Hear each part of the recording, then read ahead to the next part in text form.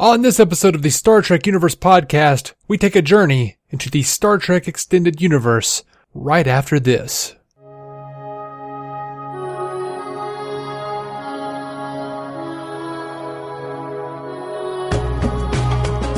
Welcome to the Star Trek Universe podcast. I am David C. Robertson. Today's episode is a special episode. It first aired as an episode of the Landy Party, the Star Trek podcast hosted by the Cosmic Potato Network's Shawn Wray. I met Shawn through a mutual friend, Scott Madison, who recommended that I talk to Shawn about being on Shawn's podcast, The Prime Direction, which is a Star Trek-related podcast where Shawn interviewed people about how Star Trek directed their life paths and gave them inspiration. Hilariously, now Scott Madison now hosts that show. And I did wind up being on Shawn's version of that. And I enjoyed being on that show, and I've enjoyed both iterations of the show. I listened to every one, so you should go check that out. I'll put it in show notes. Anyway, Shawn was hosting a convention panel at the Hoover Library's Sci-Fi and Fantasy Festival here in Alabama, Birmingham, Alabama, and he asked me to be a part of it along with MarkAdam Miller, the leader of the local Star Trek fan club chapter USS Hephaestus. The topic was, of course, the Star Trek Extended Universe, which, if you don't know what that is the novels and the comic books primarily, but it also, carries over to the games. To put it another way, it's non-canon at worst and soft canon at best, although elements of storylines, places, names, origin points for characters, all sorts of stuff that originated from the books have cropped up in official canon, aka that which is on the screen. So we discussed Star Trek novels and comics we've loved, our favorite extended universe authors, including some that we've actually befriended now on social media, and we had a great time. We also talked about whether or not or how much the book's inability to be canon affected our enjoyment of them. I had a great time. I hope you do too. All right. This panel is titled "The Star Trek Extended Universe," and we're going to talk a lot about the novels and the comics and things like that are associated with Star Trek that kind of expands Star Trek. And we'll get into it as we go. But I'm Shawn Wray. I'm the host of Cosmic Potato, the Superfan Talk podcast. I'm Commodore MarkAdam Miller. I'm the president of the local Star Trek club, the USS Hephaestus. I am David C. Robertson of the Star Trek Universe podcast and the DC On Screen podcast. And one thing that you have any of you ever read a Star Trek novel or a comic book, a Star Trek comic book? One thing that you have, unlike the Star Wars Extended Universe, Star Trek novels and comics are not canon. Star Wars, they do consider those things to be canon. We can get into an argument as to how relevant it is, in another panel. But Star Trek stuff, the novels are just supposed to be entertainment. They're just stories using the characters that we love, but they have a rule that they give all their writers that you can play with the toys, but you have to put them back where you found them. You can't kill characters. You can't have a character find out that they have a long-lost love child or something like that. Nothing that would change that character's story going forward can be done. But as of March of this year, there have been 840 novels printed under the Star Trek banner. There's only about 755 episodes and 12 movies, so there's more content in print than there is on screen.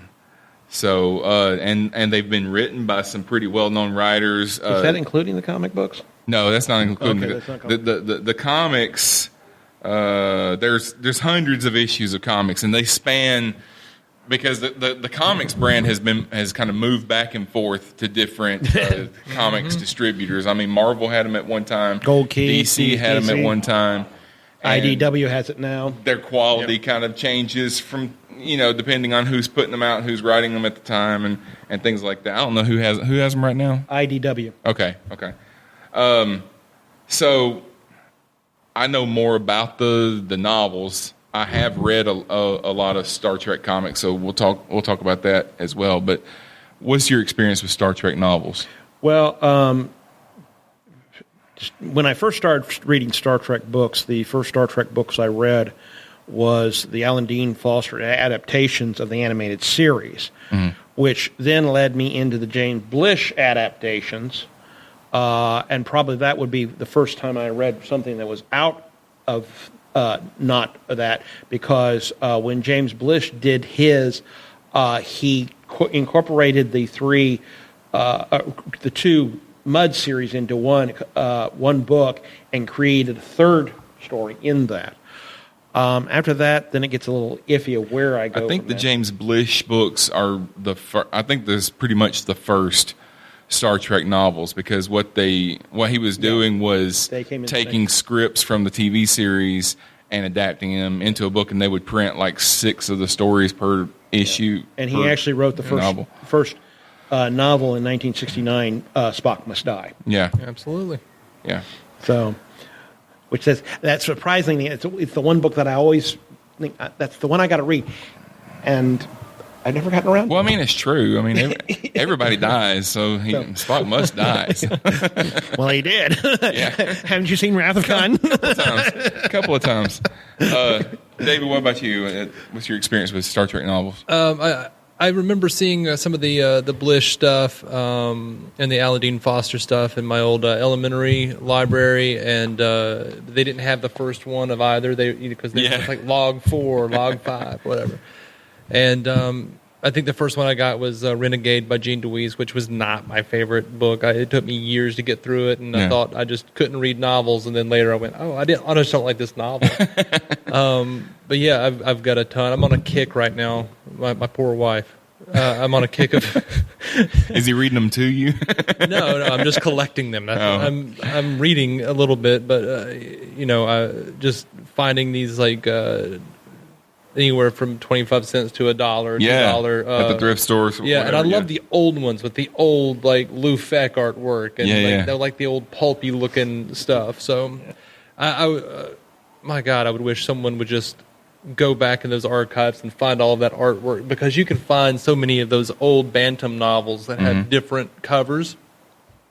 And they're all great. Like, I just want to buy every one of them, every cover, every variant I can find. Get like poster size so you can. Yeah, I would love to see some of those relicensed. The original stories kind of kicked off in the 70s, because the show went off the air in 69. So after that, we didn't really. Well, I wasn't there. I wasn't alive in 69, but there wasn't really any Star Trek to be had until 79, other than in book form. So you had a lot of original series novels came out in that time. The one I can think of, which I think came out after the motion picture, was the Entropy Effect by Vonda McIntyre. That's one of my favorites of the novels of the Star Trek thing, and that's the only one that's coming to mind right now off the top of my head.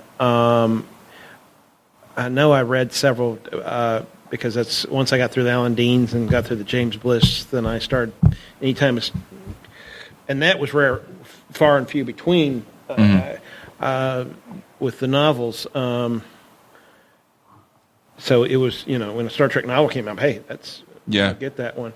I don't know what, and maybe because the entropy effect is one of my favorites, type of thing.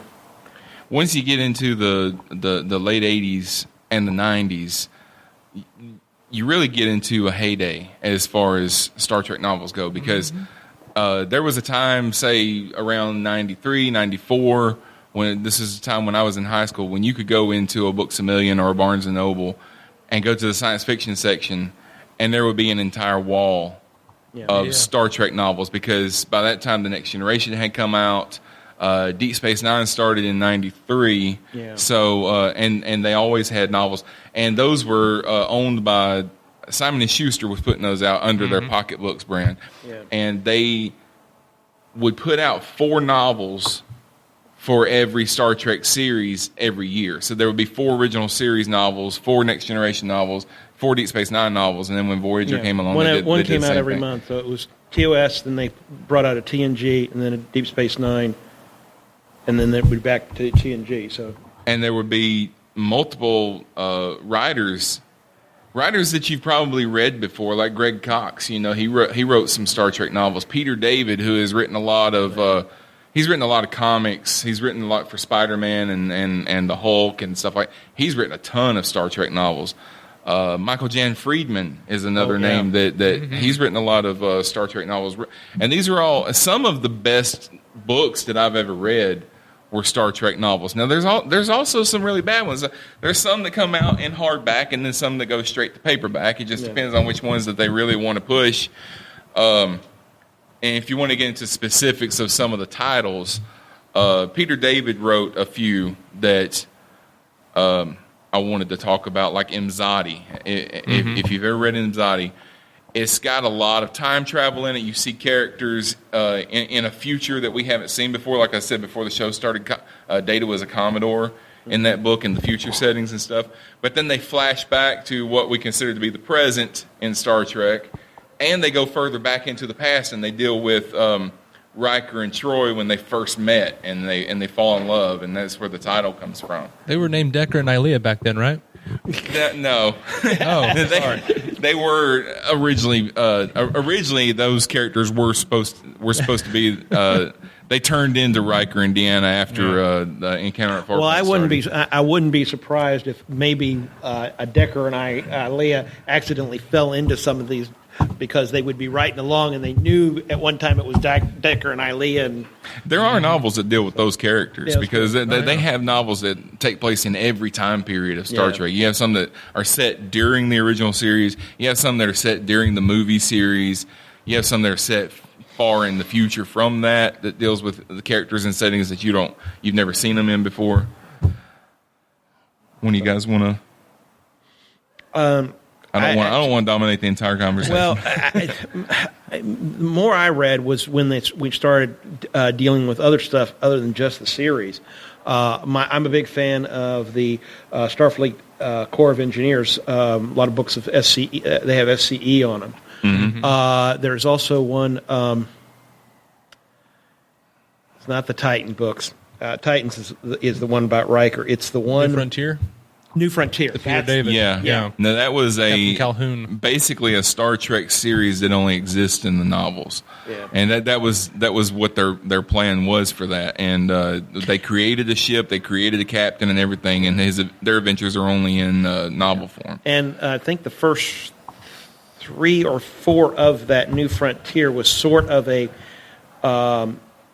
dedication leading up to Gene Roddenberry, because the 3rd or 4th book is talking about chasing the great bird of the galaxy. Yeah. Mm-hmm. So, and that was that. And characters that we know show up in those novels, because there's a couple of them that are here in this library because I've checked them out from here. But I know Picard shows up in one of those stories, and they're really good. I mean, they do a good job of fleshing out that character if you read every book in that series. Well, in the SEC or the SCE, I always say SEC because that's something else. But the SCE,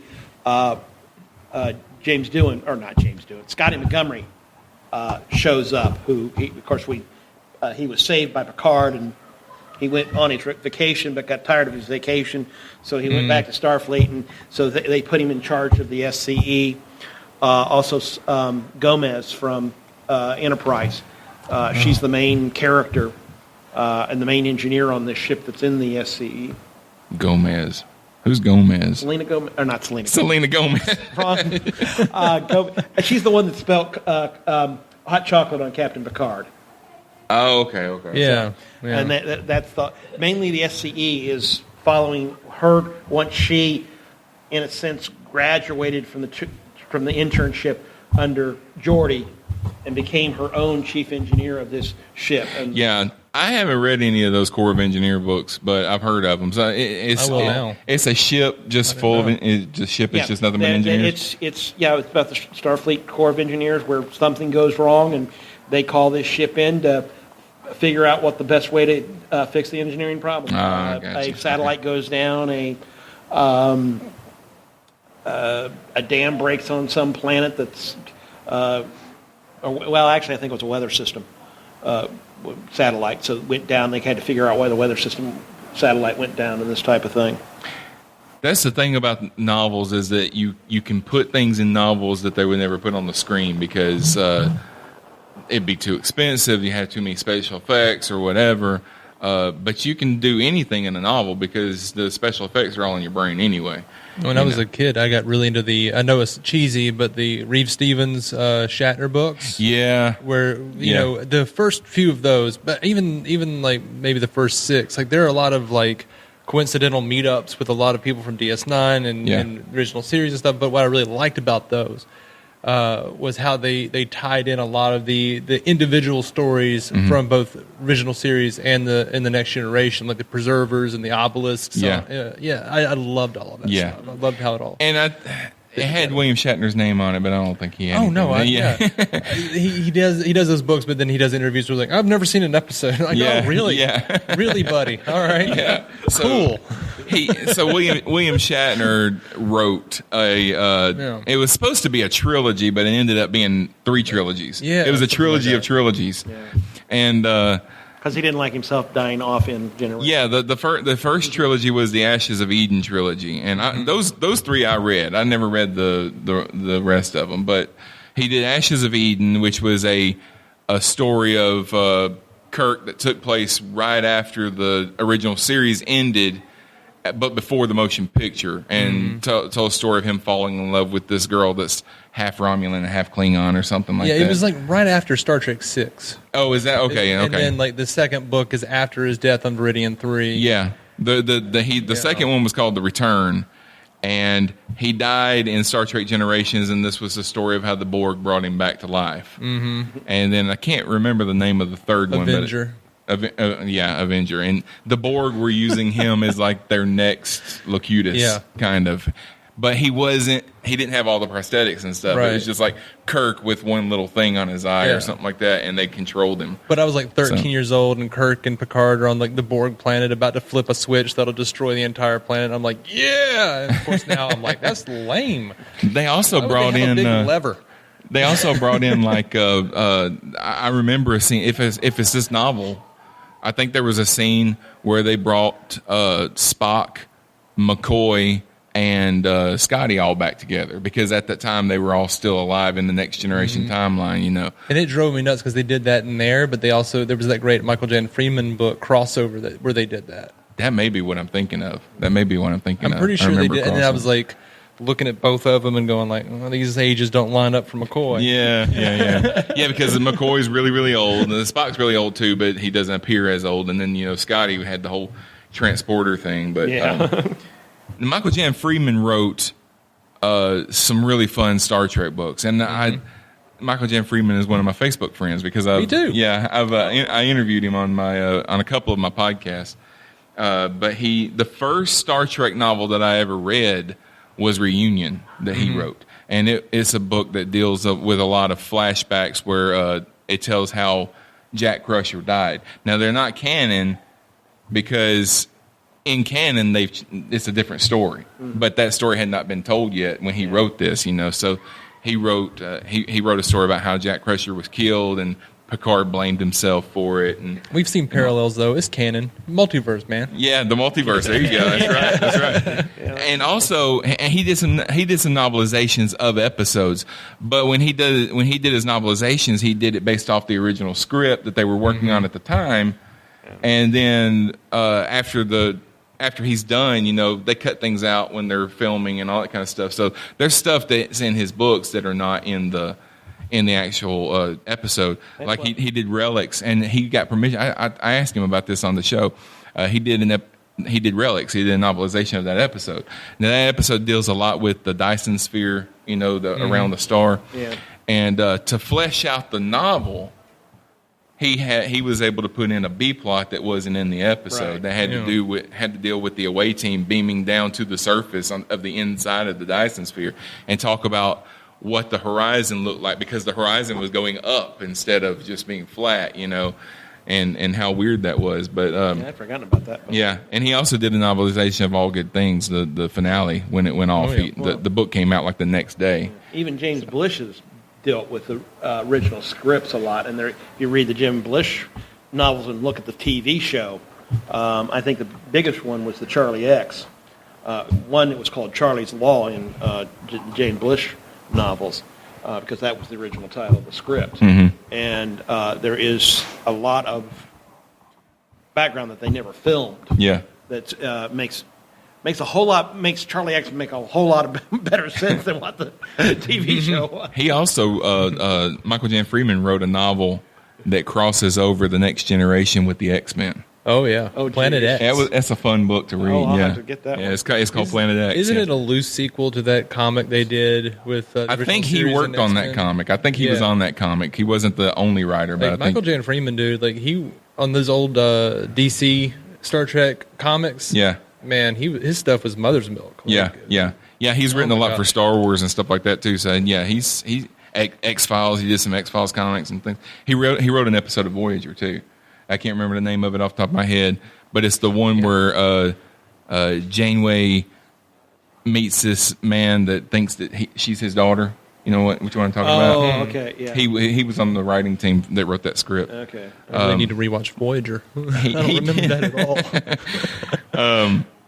Also, the Next Generation did a series of novels that expands beyond Nemesis, and he wrote the first one in that series. He did Death in Winter, which has a lot of Beverly Crusher's backstory and stuff like that. I wonder how But much of that stuff will get ousted now that Picard has got. probably all of it. Yeah, none of it's canon. So yeah, Multiverse, they're gonna man, throw it it's on. all right. Yeah. We can say it's multiverse. It has all to. counts. I'm wondering how, because there is the there's the Jean-Luc Picard autobiography. I wonder how well that's going to be when they bring Picard out. Yeah, they did the Captain's Chair series too. Did y'all ever read any of those? I haven't. Yeah. I think I read the I read Kirk a couple one. of them. I read a couple of them. They were pretty good. And what they did was, it was some alien that was kidnapping the captains one at a time and interviewing them, something like neat. that. Captain's Table? Yeah, No, Captain's it's Table. when someone comes. It's a bar just outside the Starfleet Academy. And That's right. And they And- go over to the bar and they tell their greatest adventure. And they sit around and they tell a story, and then the novel is the story that they're telling. But they came out with a novel for each captain. They even came out with one for Mackenzie Calhoun. Oh, yeah. He had his own novel, and they Pike. did one for And Sulu. They did one for Sulu. Yeah, That was the one that I've got, and Sulu is special. take a because book and you put it on. Okay, that's what. And it got down to the bottom of the list, and Sulu's got a novel series too, but they're all in audiobook form. I thought it don't- was just one. I don't think they're. I think he did 3 of them. Really? I think so, but they're like audio dramas. They're not. Okay. They're not just reading the story. It's being acted out. When Star Trek comes out with an audio book of one of their stories, their audiobooks are really good. I mean, they're not quite audio dramas because it's usually just one person telling the story. Mm-hmm. But some of the story is told through sound effects. You know, like instead of saying he walked through the door, you'll just hear the door open. You know, and then they'll start with the dialogue, and they're abridged. They'll tell you the entire book in 3 hours. Mm-hmm. You know, when it should take at least 10 hours to tell a book like that. But yeah, all the audiobooks that I've ever read are really good, and some of them are like the Sulu ones are flat out audio dramas, you know. So the only one I can't remember what book it was. I wish I did. Sulu gets off the Enterprise, and he is actually a fighter pilot for whatever the aircraft carrier of a spaceship is, and he's a fighter pilot on there, and flies a 2-man fighter jet. But then he ends up back on the Enterprise because it didn't work out. So. one of the best books I've ever read was a Peter David novel called Q Squared. Yeah, it was Q Squared. Mm-hmm. Y'all both read that? Yeah, that's many years great ago. book. Because that brings in Trelane. Yeah. Puts him in the Q continuum. Says that Trelane was a Q the whole time, but he's like an adolescent Q, and it shows like 3 or 4 different realities. So you're seeing what we consider to be the prime universe on Star Trek, the Next Generation, but you also see a version where Jack Crusher is still alive, and I think he's captain, and Jean-Luc is the first officer.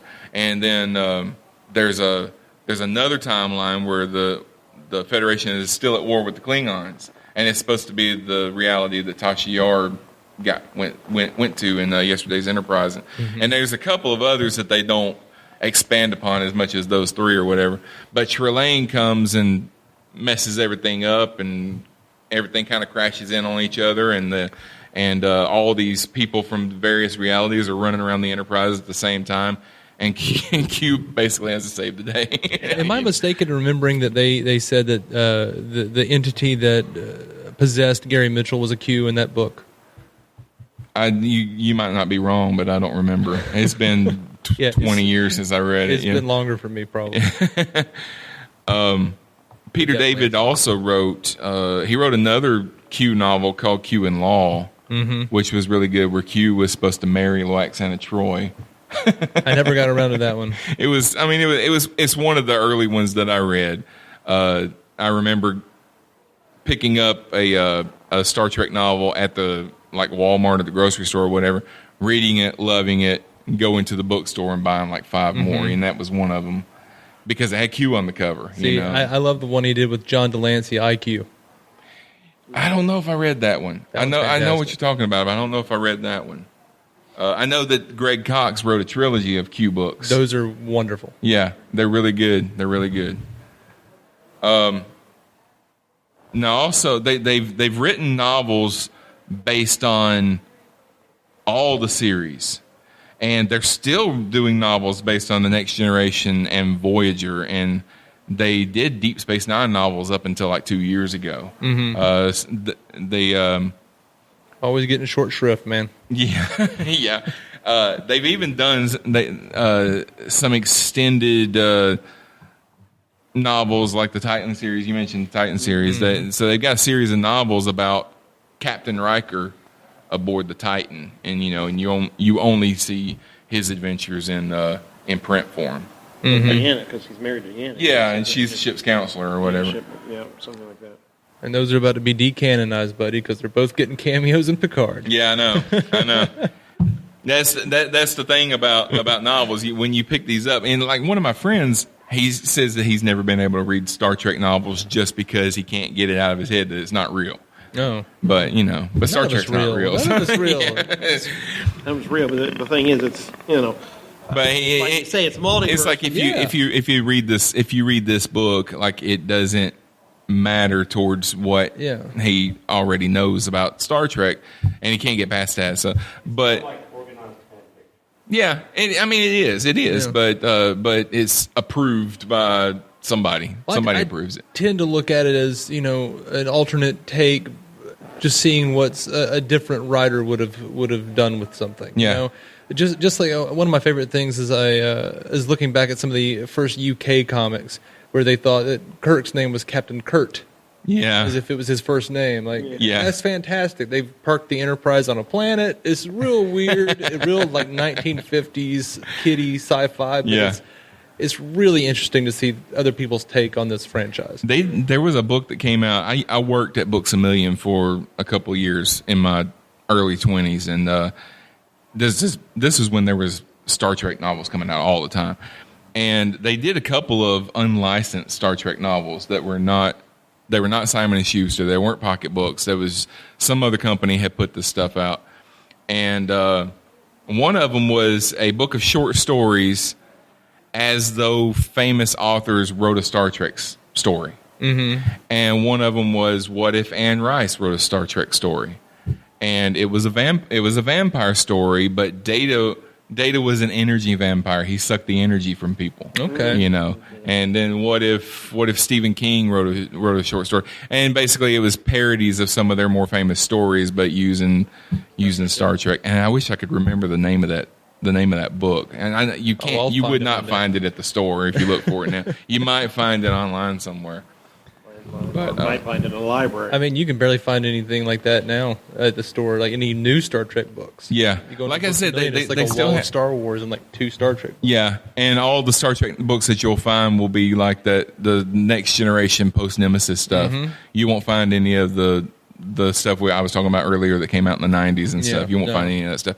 And I think they had some novels come out based on the Kelvin timeline, and they got shelved.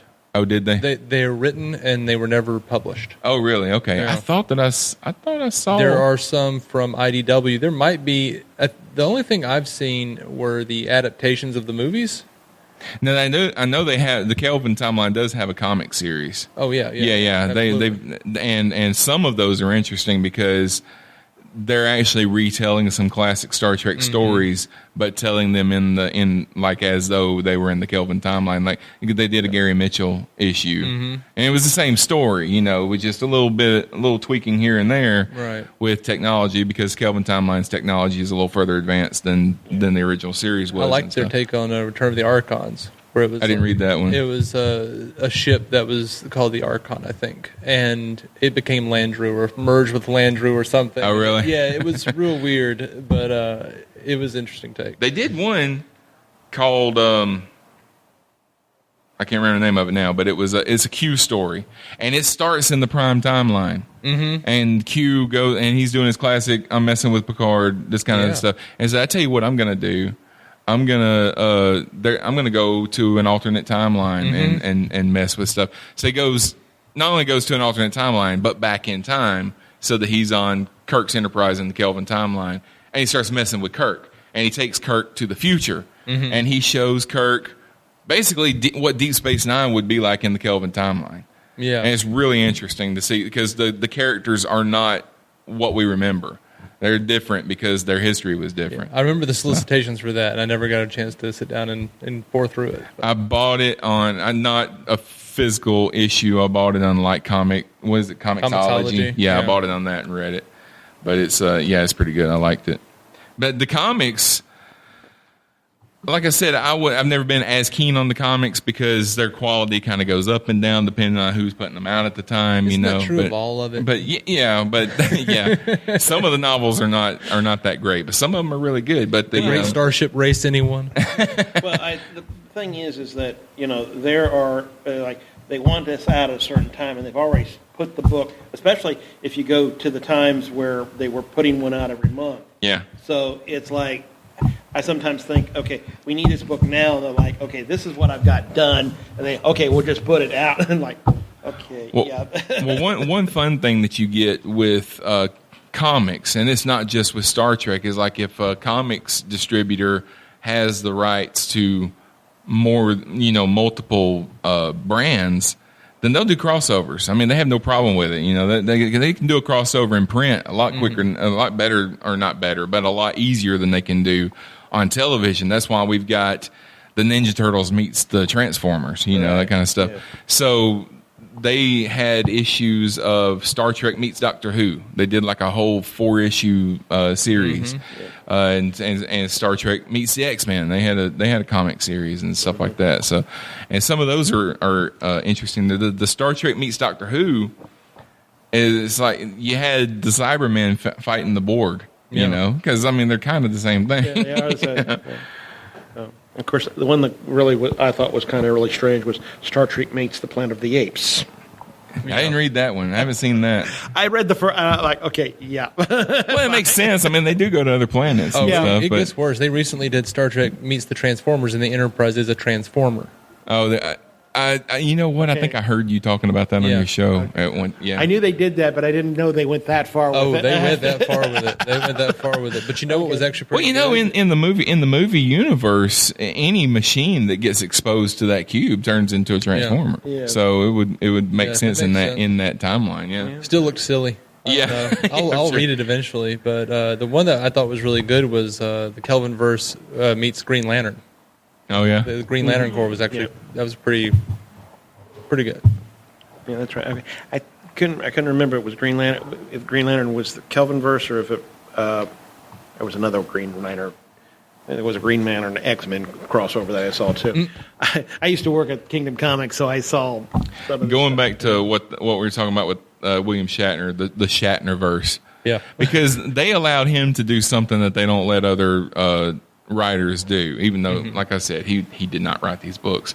They let him do whatever he wanted. He could kill characters if he wanted to, but they're not. It's not canon, so it doesn't matter.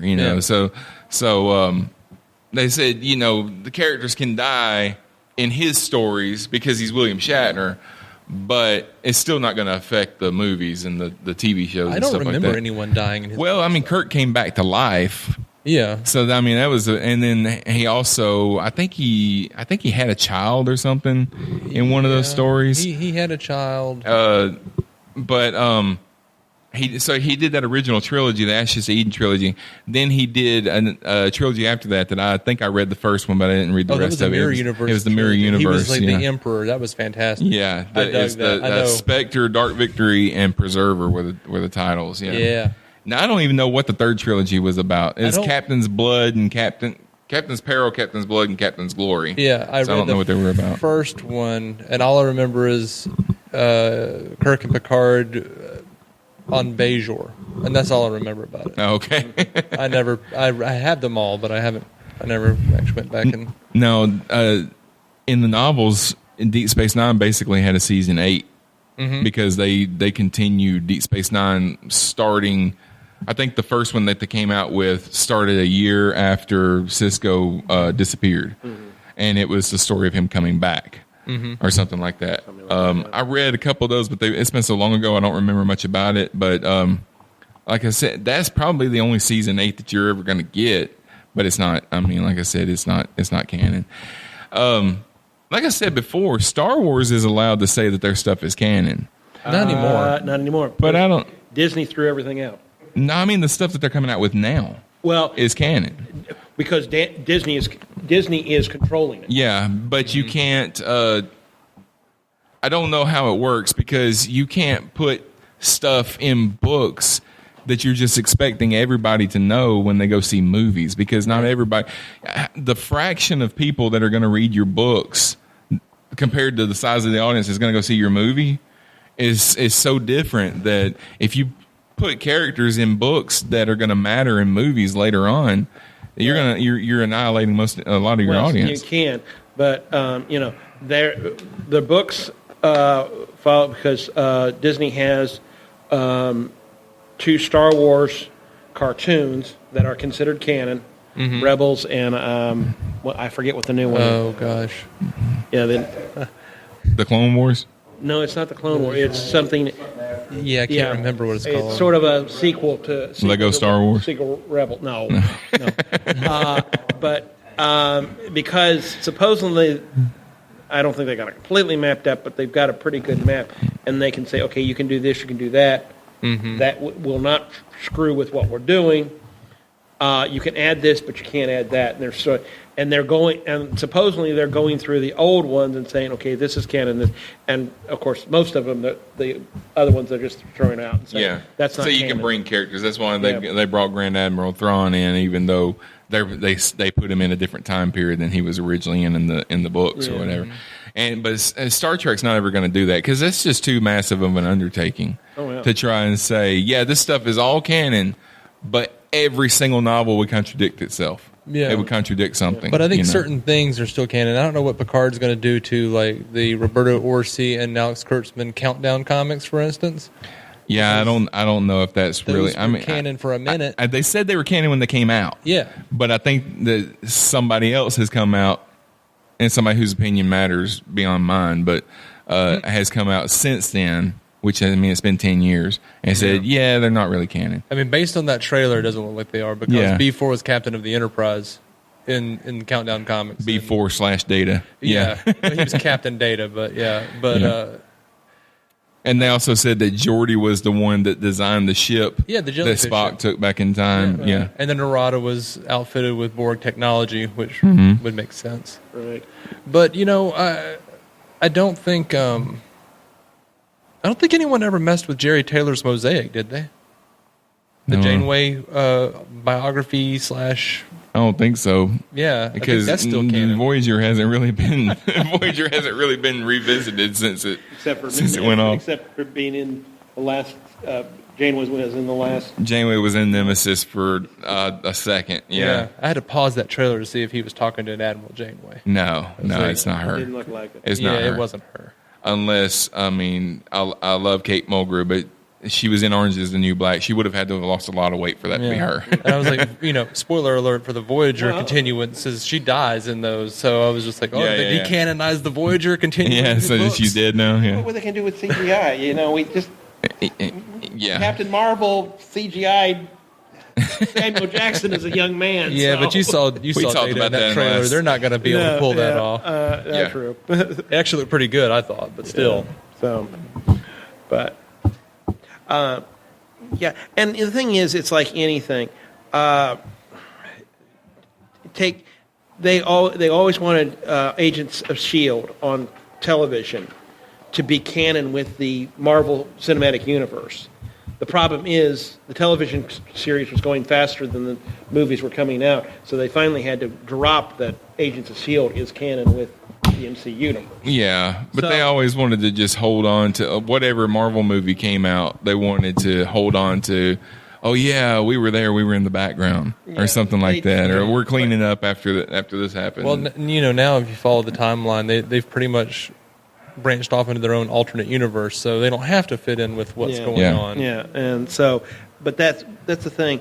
The books can come out quicker than any of the movies or television shows, and so the books can go all over the place. So that it really is hard for the books to be considered canon. Yeah, you'd also have to. Every writer would have to know what all the other writers are doing. Yeah, for their stories to mesh together, or you would have to assign them to all be writing separate timelines and storylines and all that kind of stuff. They can't even do it in the show themselves. Yeah, it would be too. I'm surprised that Star Wars is doing. I'm surprised that Star Wars is considering any of that stuff to be canon, but because that's why I don't think Star Trek. They have no need to do it now. Yeah, because you can't. Most of these books you can't even find at the store. You can buy them online. You can go to pirate sites and stuff, and you can download every Star Trek novel ever written that. I lost my train. No, back in the day, I remember. Back in the day, like even George Lucas had like certain things where like certain levels of canon. Like it was like just these video games by this publisher are soft canon. And then soft canon. These are a little harder canon, but not completely hard canon. It's just I don't know. You can look at that. The first Star Trek novel, Splinter of the Mind's Eye. Yeah, that's a Star Wars novel. Yeah, that's what I'm saying. The first Star Wars novel, Splinter of the Mind's Eye. Yeah. How can that ever be canon? Yeah. Because you got Luke and Leia making out. Yeah. Multiverse. Yeah. They weren't brother and sister in every universe. Yeah. Well, they weren't brother and sisters until Mississippi is a galaxy far, far away. Empire Strikes Back. But the closest thing is some of the writers, if they were to say anything is canon, some of the writers, I think they would probably say your stuff is canon. I think they would not have much of a problem with saying Peter David's stuff is canon, because he's very meticulous in making sure that what he writes lines up with what they put out at the time. Mm-hmm. It may be contradicted later, but like Imzadi, he wrote two of those now. There's an Imzadi and an Imzadi 2. He revisited it, and you can buy it as a collection. You can buy both novels in one volume. Imzadi Forever. Yeah. When I saw the ad for that, I thought it was a third book. I was like, they wrote another one, and no, it's not. Well, I know a lot of those. I don't know if it's all. I don't think it's all of them, but a lot of them they'll put the 2 novels or 3 novels together, and then they'll add like extra interviews and stuff. The Greg Cox Q one that I was talking about, the trilogy, you can buy it as one volume, all 3 novels in one volume. It's about 1,000 pages long. Yeah, that was it Pantheon with Michael J. Freeman, which was I think it was Valiant and something else. Stargazer. I remember hearing Valiant. Yeah, Stargazer. Yeah, I can't remember. Also, they used to in the early '90s they would come out with novels and they would advertise how big the novel is. Because they had Vendetta, which is a book about Guinan and Captain Picard, and it deals a lot with what happened to Guinan's people being attacked by the Borg and stuff like that. But on the cover of the book, it says a giant novel. Yeah. Because it was like 500 pages or something like that. It's like, you're advertising that it's a big book. Okay, I can see that. I can. It's like the first giant novel. Something like that. Multiple giant novels. A giant novel. Giant size X-Men #1. Well, that might have been because most when you went with your Star Trek books, they're supposed to be the pocket books, which what are they? 200 and some pages. Pocket books? Yeah. Yeah, 200 to 300 pages. Yeah. Yeah. So getting a giant novel that was most likely it would be in a sense two smaller books put together. Yeah. Yeah, they're advertising that you're getting your money's worth because it wasn't really more expensive than the books next to it on the shelf. So, do you have a favorite Star Trek novel that you can think of? Well, both of them are Vonda McIntyre's, Enterprise and the Intrepid Effect. Those are always my favorite two books. That when I read them, I was like, oh, these are it. Yeah. Type of thing. Okay. How about you, David? I would say I have probably a few. I really love the Next Generation novel crossover by Michael Jan Freeman. Yeah. I really love the A.C. Crispin stuff. Specifically, Sarek was just heart-wrenching and amazing. I'm a big fan of the Diane Duane stuff, and I still haven't read like the last two of her Rihansu. And that's talk about the books getting screwed over by the movies. Like Nemesis completely ruined the Bloodwing adventures. Yeah. As far as canon goes, but those are still fantastic books, and I'd love to actually go back and finish it. Like when I got into them, they hadn't released any more forever, and there was like that edict out that we are not to speak the word Rihansu in the books anymore. Which Susan Schwartz and Diane Duane were just they were doing fantastic stuff, and I don't know. I think that's. It's a good stopping place for my list of favorites. They had a trilogy that I never got around to reading that I've always wanted to read. They had a trilogy of the eugenics wars. Oh, I never got around to I'd like to go back and check that out. It's Greg Cox. He did the Q Continuum books. He's so good. I'll tell you the story of the Star Trek novel that I was going to write, and I never finished it because it was so stupid. It was... this is before you could go online and just publish fan fiction, you know. I was going to write a book about. I was basically retelling a Christmas Carol, but it was going to be Q, and Picard was going to be like the Scrooge character, and he was taking him to the past, but that was before All Good Things came out, and they showed the future and the past and everything. Like, well, they ruined my story, but. I was gonna end up in my story in the future. Wesley is still the traveler, but he's been contaminated by the Q, and he's going back in time and messing things up, destroying things, and he's evil now or whatever. So, it would have never been published, but. No. Oh yeah, when I was 12 or 13, I'll say I started writing a book that was called Quniverse. Yeah, and it was like we always want to use Q in our stories. and Q in my tale basically decided that he was bored with the way things were, and he like just did this like infinite lottery to see like all the different crews together, and it was like a section of like 4 different stories where like I kind of picked.